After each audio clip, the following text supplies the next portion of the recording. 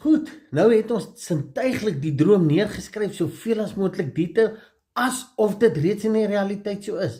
En nou kom ons by die tweede beginsel, doelgerigtheid, of soos ek gesê het, ons kan ook praat van droomgerigtheid. En wat ek daarmee bedoel is, om soveel as moontlik jou gedagtes, jou tyd te spandeer om jou in te leef in hierdie droom en in daai gevoel asof dit reeds so is.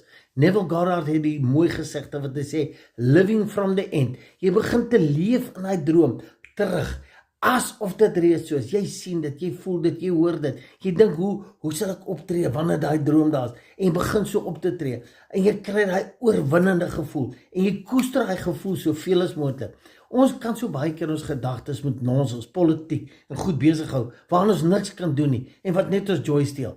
Kies om soveel as moontlik te fokus op hierdie droom. Soos iemand wat verlief is, hy kan nie ophou dink aan hy meisie nie. Dag en nag doen jy dit ook.